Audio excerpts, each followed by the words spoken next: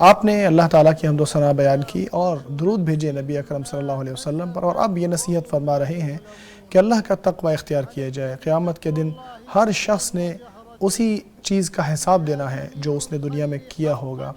تقوی کے اندر ہر چیز، ہر بھلائی موجود ہے۔ اللہ تبارک و تعالیٰ کا فضل و کرم انسان کو تقوی کے ذریعے نصیب ہوتا ہے، اور جنت کا مقام بھی خلود والا، ہمیشگی والا تقوی کے ذریعے ہی ملتا ہے۔ اللہ کے بندو، دیکھو یہ روشن بابرکت حرمت والے مہینے، اور یہ ہیں حج کے بابرکت اور روشن مہینے، جن کی روشنیاں امت کے اوپر پھیلنے لگی ہیں، جن کی راتیں روشن ہونے لگی ہیں، اور جن کا سورج نکلنے لگا ہے، جن کی ہوا اور جن کی خوشبوئیں پھوٹنے لگی ہیں، اور جن کے پھل نکلنے لگے ہیں، جن کے فضائل حجاج کرام پر نظر آنے لگے ہیں۔ دیکھیے بیت اللہ کے حاجیوں کے وفد آنا شروع ہو گئے ہیں، مختلف جگہوں سے، دنیا کی کئی جگہوں سے آنا شروع ہو گئے ہیں۔ یہ سارے قافلے مکہ مکرمہ کی طرف آنے کے لیے چل پڑے ہیں، تاکہ اس بابرکت جگہ اور اس اعلیٰ مقام تک پہنچ جائیں۔ تو خوش آمدید کہتے ہیں اس ہر قافلے کو جو تلبیہ پڑھتے ہوئے آ گئے ہیں، جو یہاں رہنے کے لیے آئے ہیں، جو بھائی چارے کا مظاہرہ کرتے ہوئے آئے ہیں، جو پاکیزگی کا اظہار کرتے ہوئے آئے ہیں۔ خوش آمدید، آپ کو ہم خوش آمدید کہتے ہیں، اے رحمان کے وفد، مقدس ترین جگہ اور پاکیزہ ترین مقام پر ہم آپ کو خوش آمدید کہتے ہیں۔ جی آیا نو، آپ کا آنا مبارک ہو، آپ کا رہنا اچھا ہو۔ یہ ہے مکہ مکرمہ، جہاں اسلام پھیلا تھا، جہاں وحی نازل ہوئی تھی، جہاں انبیاء کرام آئے تھے، جہاں تعظیم کی جاتی ہے، اور جہاں اللہ تبارک و تعالیٰ نے خصوصی رحمتیں اور برکتیں نازل فرمائی ہیں۔ یہیں پہ قرآن کریم نازل ہوا تھا، یہیں پہ پیدا ہوئے، یہیں پہ بڑے ہوئے، اور یہیں مبعوث ہوئے سید الانام محمد صلی اللہ علیہ وسلم۔ سارے علاقے چاہے وہ جتنے بھی اچھے اور بھلے ہی کیوں نہ ہوں، ایسا ہار ہے جس کا ہیرا مکہ مکرمہ میں موجود ہے۔ سارے قافلے اسی کی طرف آتے ہیں، اور اسی کعبے کی طرف حجاج کرام اپنا سفر باندھتے ہیں۔ اے حجاج کرام، اے مسلمانوں، اللہ تبارک و تعالیٰ نے اس ملک کو خصوصی رحمتوں سے نوازا ہے۔ میری مراد سعودی عرب ہے، اس کو عظیم فضائل سے نوازا ہے، ایسے خصائص عطا فرمائے ہیں جو دوسروں کے پاس نہیں ہیں۔ ان میں سے ایک یہ ہے کہ اس میں وہ گھر ہے جو عبادت کے لیے سب سے پہلے لوگوں کے لیے بنایا گیا۔ یہ توحید اور وحدت کا رمز ہے، یہ توحید کا، یہ امن و امان کا رمز ہے۔ اللہ تبارک و تعالیٰ نے اس گھر کو امن کا گہوارہ بنایا ہے، اور لوگوں کی آمد کی جگہ بنائی ہے۔ اللہ تبارک و تعالیٰ کی رحمت ہے، اور اس کا خصوصی فضل اور مہربانی ہے کہ اس نے یہاں پر پڑھی جانے والی نماز کا اجر کئی گنا کر دیا، اور یہاں کی نیکیوں کا اجر بھی بہت بڑھا دیا۔ اللہ اکبر، کتنی مہربانی ہے، کتنا عظیم فیصلہ ہے جو اللہ تبارک و تعالیٰ نے ہمارے حق میں کیا ہے، اور جس سے اللہ تعالیٰ نے بیت اللہ کو مختص کیا اور یہاں آنے والوں کو مختص کیا۔ اے مسلمانوں، اے حجاج کرام، دیکھو، ہمیشہ یاد رکھو کہ یہ جگہ بڑی معزز ہے، بڑی محترم ہے، بڑی عظیم ہے، یہ پاکیزہ ہے، یہ مقدس ہے۔ اللہ تبارک و تعالیٰ نے کعبے کو، جو بیت الحرام میں ہے، لوگوں کے رہنے کی جگہ بنایا ہے۔ اس سے معلوم ہوتا ہے کہ اللہ تبارک و تعالیٰ نے اسے بابرکت بنایا ہے۔ اسی طرح ایک اور ہمیں اس کا پہلو نظر آتا ہے کہ یہاں پہ اللہ تبارک و تعالیٰ سے گریہ زاری کی جاتی ہے۔ اللہ تبارک و تعالیٰ سے کئی دعائیں کی گئیں جو ابراہیم علیہ السلام نے کی۔ اللہ تبارک و تعالیٰ سے دعائیں کی، گریہ زاری کی کہ مکہ مکرمہ کو لوگوں کے رہنے کا، امن کا، اور لوگوں کے امن و امان کی جگہ بنائے، توحید خالص اور امن و امان کی جگہ بنائے۔ جب ابراہیم علیہ السلام نے فرمایا کہ اے میرے پروردگار اس ملک کو امن والی جگہ بنانا اور مجھے اور میری اولاد کو عبادت اصنام سے دور کر دینا۔ تو توحید خالص کو اللہ تبارک و تعالیٰ کے لیے مختص کرنا اور ہر طرح کے شبہات اور اس کے اندر شامل ہونے والی چیزوں سے دور کر دینا اہم ترین چیزیں ہیں جو ان لوگوں کے لیے ضروری ہیں جو یہاں آتے ہیں۔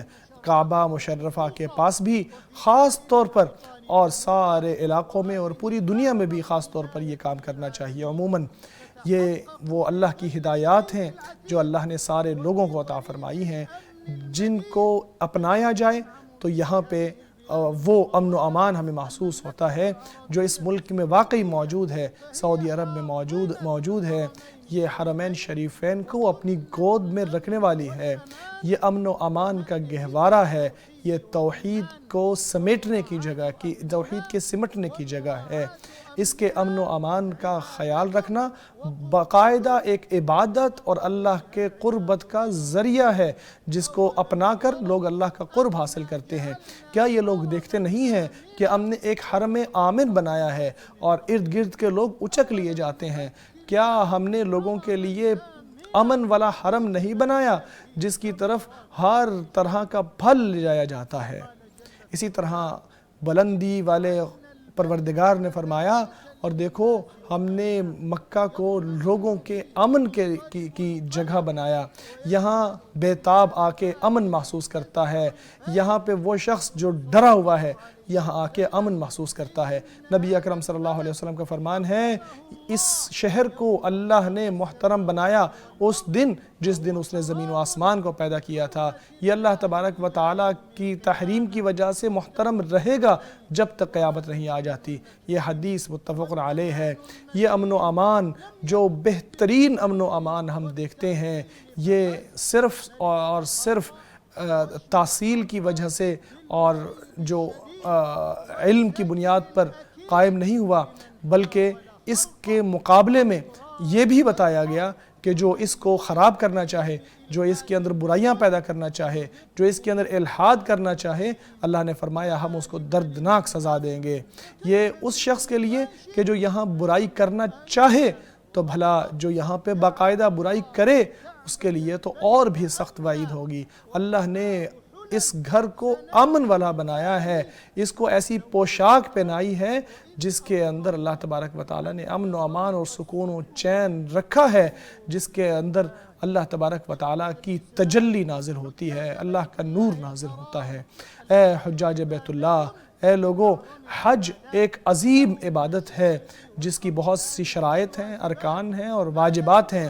ان چیزوں کو جو بھی حج کرنے کے لیے یہاں آئے اس کو چاہیے کہ آنے سے پہلے ان کو اچھی طرح سیکھ لے تاکہ ان پر عمل کرے اور اللہ تعالیٰ کے ہاں اس کا حج مقبول ہو جائے۔ صحیحین میں روایت ہے کہ ابو ہریرہ رضی اللہ تعالیٰ عنہ بیان کرتے ہیں کہ انہوں نے فرمایا رسول اللہ صلی اللہ علیہ وسلم نے ارشاد فرمایا جو اللہ کے لیے حج کرے اور اس میں کوئی بے حیائی کا کام بھی نہ کرے اور کوئی گناہ بھی نہ کرے تو وہ ایسے پلٹتا ہے جیسے وہ آج ہی پیدا ہوا ہو۔ بہترین حکمتیں اور واجبات میں یہ بھی شامل ہے کہ حج کو توحید خالص کو اختیار کرنے کا ذریعہ بنایا جائے۔ ابراہیم علیہ السلام کو ہم نے یہ گھر دکھایا تھا کہ میرے ساتھ کسی کو شریک نہ ٹھہرانا، اور اسی طرح اس حج کو کتاب و سنت سے دور ہٹنے سے بچنے کا ذریعہ بنایا جانا چاہیے اور اسلاف کے راستے پر قائم رہنے کا ذریعہ بنایا جائے۔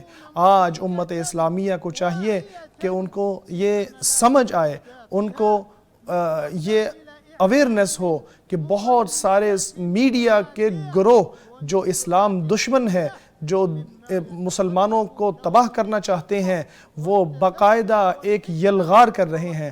لہٰذا ہمیں حکمت کا دامن کبھی نہیں چھوڑنا چاہیے، اتحاد و اتفاق اختیار کرنا چاہیے اور ہمیشہ ایک دوسرے کے ساتھ جڑے رہنا چاہیے۔ اللہ کی رسی کو مضبوطی سے تھام لو اور تفرقے میں نہ پڑو۔ حجاج اور زائرین کو یاد رکھنا چاہیے کہ یہ ملک بڑے مقام والا ہے، یہ علاقہ بہت مقدس ہے، اس کے ارد گرد کے علاقے قابل اجلال ہیں، قابل تقدیس ہیں اور قابل قدر ہیں۔ ان میں کسی کا خون نہ بہایا جائے، اس میں کسی درخت کو نہ کاٹا جائے، یہاں کے شکار کو نہ بھگایا جائے، اور یہاں گری چیز کو بھی نہ اٹھایا جائے الا یہ کہ کوئی مالک تک پہنچانا چاہے۔ تو بھلا کیسے ہو سکتا ہے کہ کوئی شخص اس جگہ کو ایسی جگہ بنا دے جو شریعت اسلامیہ کے مقاصد کے خلاف ہو؟ اللہ کا فرمان ہے، یاد رکھو، جو اللہ کے شعائر کی تعظیم کرتا ہے تو یہ اس کے دل میں تقوی کی موجودگی کی علامت ہے۔ اے اللہ، اپنے اس گھر کو مزید تکریم، عزت اور ہیبت اور بلندی عطا فرما، جو اس کو عزت سے دیکھے، جو اس کا حج کرے، جو اس کا عمرہ کرے، اس کو بھی بلندی عطا فرما، اس کی بھی تکریم فرما، اس کی بھی ہیبت میں اضافہ فرما، اس کی نیکی میں اضافہ فرما۔ تو ہی بہترین دینے والا ہے، اور تجھی سے لوگوں کو مانگنا چاہیے۔ میں اللہ کی پناہ مانگتا ہوں شیطان مردود سے۔ لوگوں کے لیے سب سے پہلا گھر جو رکھا گیا وہی ہے جو مکہ میں موجود ہے، جو ہدایت والا ہے، اور اس میں واضح نشانیاں ہیں مقام ابراہیم جیسی، اور جو اس میں داخل ہو جاتا ہے وہ امن میں آ جاتا ہے۔ لوگوں کے ذمے ہے کہ اس گھر کا حج کریں جو یہاں تک پہنچ سکے، اور جو انکار کر دے تو یاد رکھو کہ اللہ سارے جہان والوں سے بے نیاز ہے۔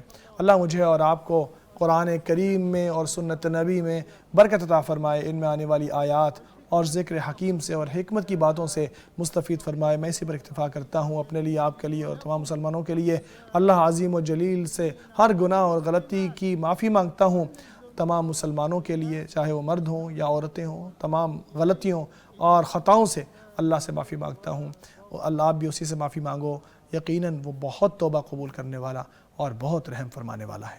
فرما رہے ہیں حمد و ثنا اللہ ہی کے لیے ہے جس نے اپنی بابرکت نعمتیں ہم پر نازل فرمائی ہیں۔ اللہ کی رحمتیں ہوں آپ صلی اللہ علیہ وسلم پر، آپ صلی اللہ علیہ وسلم کے صحابہ کرام پر، تابعین پر، اور قیامت تک ان کی پیروی کرنے والوں پر بھی بہت رحمت نازل ہوں۔ اس کے بعد میں یہ کہوں گا کہ اے اللہ کے بندو، اللہ سے ڈرو، اس کی تعظیم کرو، اس کا اجلال کرو، اس کو ہمیشہ یاد رکھو تاکہ دنیا میں اور آخرت میں آپ کے احوال درست ہو جائیں۔ اور ہمیشہ یاد رکھو کہ بہترین کلام اللہ کی کتاب ہے، اور بہترین ہدایات نبی اکرم صلی اللہ علیہ وسلم کی ہدایات ہیں۔ بدترین اعمال ایجاد کردہ عبادتیں ہیں، ہر ایجاد کردہ عبادت بدعت ہے۔